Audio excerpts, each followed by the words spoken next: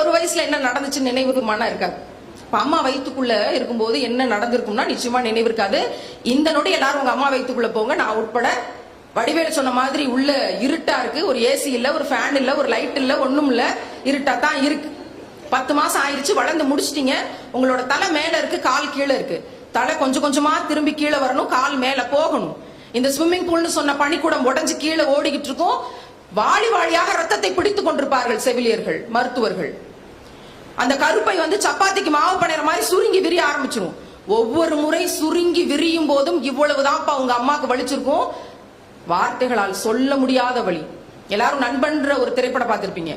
அதுல ஒரு குழந்தை பிறக்கிற காட்சி காட்டியிருப்பாங்க.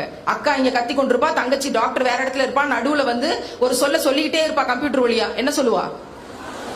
ஆலிஸ்வெல் குழந்தை பிறந்த பின்னாடி சொல்றது, குழந்தை பிறக்கிறதுக்கு முன்னாடி புஷ் அப்படின்னு சொல்லுவா. நல்லா படம் பார்த்திருக்கீங்க, வாழ்த்துக்கள். புஷ் புஷ்ன்னு சொல்லுவா. என்ன இவ்வளவு வலியை தாண்டியும் ஒவ்வொரு அம்மாவும், உங்களோட ஒவ்வொரு அம்மாவும் தன்னுடைய மூச்சு காத்தை எல்லாம் இழுத்து அடக்கி அழுத்தி உங்க தலையை நோக்கி தள்ளணும். அப்படி தள்ளுகிற போது எந்த கண்ணுக்கு தெரியாத துளையின் வழியாக மாதந்தோறும் ரத்தம் கசிந்து 3 நாட்கள் ரத்தம் வெளியேறி கொண்டிருந்ததோ அந்த துளை கொஞ்சம் கொஞ்சமாக விரிந்து பெரிதாகி 2.5 கிலோ 3 கிலோ உங்க தலை வெளியில வர்ற அளவுக்கு இவ்வளவு பெரிய துளையாக மாறணும். அப்படி அவளால மூச்சு காத்தை அழுத்தி கொடுக்க முடியலன்னா அந்த அம்மாவும் செத்து போயிருவா, அந்த குழந்தையும் செத்து போயிருவா. ஆனா எந்த ஒரு அம்மாவும் இவ்வளவு குடமா ரத்தம் ஓடிக்கொண்டிருக்கு, இவ்வளவு வலி என்னால தாங்க முடியல, என்னால மூச்சை அழுத்தி வெளியே தள்ள இயலாதுன்னு சொல்ல மாட்டா. ஏன் தெரியுமா?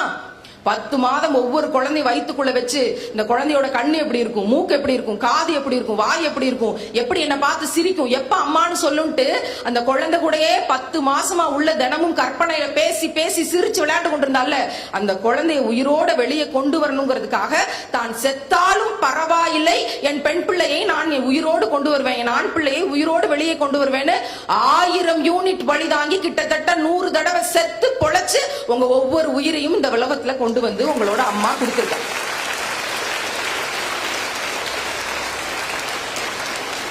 இங்கேயும் அறிவியல் என்ன சொல்லுது? ஆணோ பெண்ணோ ஒரு மனித இனத்தால 10 யூனிட் வலியை தான் தாங்க முடியும்.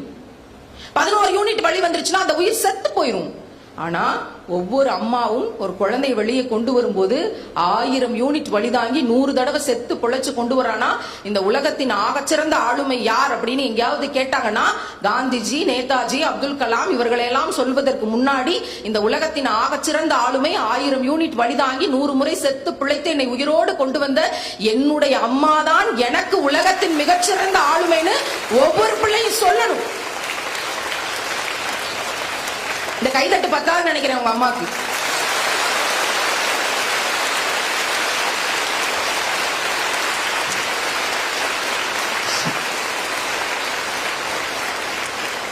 உலகத்தின் சிறந்த அதிசயம் ஒண்ணு இந்தியாவில் இருக்கு. என்னன்னு கேட்டா தாஜ்மஹால்னு சொல்லுவோம். என்ன கேட்டா சிமெண்ட், செங்கல், பளிங்குக்கல், சலவைக்கல் கட்டிடங்கள் எல்லாம் அதிசயங்கள் கிடையாது. எது தெரியுமா அதிசயம்?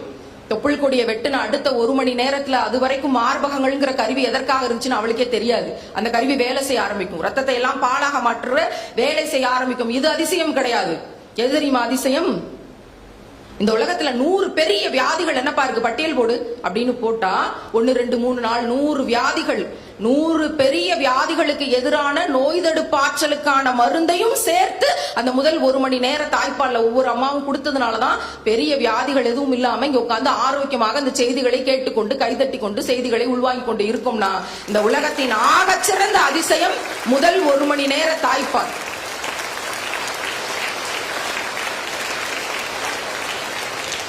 இவ்வளவு தூரம் கைதட்டுறோம், இவ்வளவு தூரம் அம்மா அப்படிங்கிற ஒரு பெருமையை நினைச்சு உள்வாங்குறோம், இவ்வளவு தூரம் கண்ணீர் சிந்துறோம். இவற்றையெல்லாம் கேட்டு எத்தனை பேர் அம்மா சொல் பேச்ச மட்டும் கேட்கிறோம்?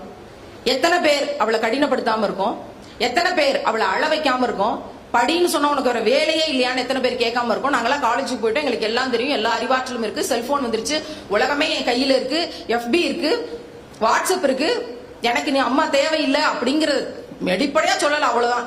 ஆனா முக்காவாசி இங்க நடக்கிறது எல்லாமே அப்படித்தான் இருக்கு. நான் பல அம்மாக்களிடம் பேட்டி எடுக்கிறேன், அனாதை போலதான் உணர்கிறேன் அம்மாக்கள் எல்லாம் சொல்றாங்க.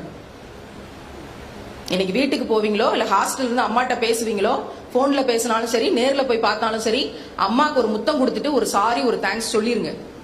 அம்மா இவ்வளவு தூரம் கடினப்பட்டு என்ன பெத்தெடுத்த காட்சி இன்னைக்கு கற்பனை பண்ணி பார்த்தேன், சபரிமலை அம்மா பேசினாங்க, அதுக்காக தேங்க்ஸ். இனி எந்த சூழ்நிலையிலும் உன் கண்ணில் கண்ணீர் வர்ற மாதிரி நான் நடந்து கொள்ள மாட்டேன். தெரிஞ்சோ தெரியாமலோ நடந்து கொண்டிருக்கேன், அதுக்காக ஒரு சாரின்னு சொல்லிட்டு ஒரு முத்தத்தை கொடுங்க. இன்னைக்கு அப்படி நீங்க பேசும்போது உங்க அம்மா மறுபடியும் பிறந்து வந்திருப்பா. அந்த சிறு மகிழ்ச்சியை ஒவ்வொரு பிள்ளையும் கொடுக்கணும். நீங்க முத்தம் கொடுப்பீங்களோ கொடுக்க மாட்டீங்களோ, சாரி தேங்க்ஸ் சொல்லுவீங்களோ சொல்ல மாட்டீங்களோ, அதை பத்தி எனக்கு கவலை இல்லை. ஆனால் என்னோட அம்மா கண்ணில் கண்ணீர் வர்ற மாதிரி என் வாழ்க்கை இருக்காது. என் அம்மாவை கஷ்டப்படுத்துற மாதிரி இனி எந்த சூழ்நிலையிலும் நான் நடந்து கொள்ள மாட்டேன்னு உறுதிமொழி எடுத்துக்கோங்க.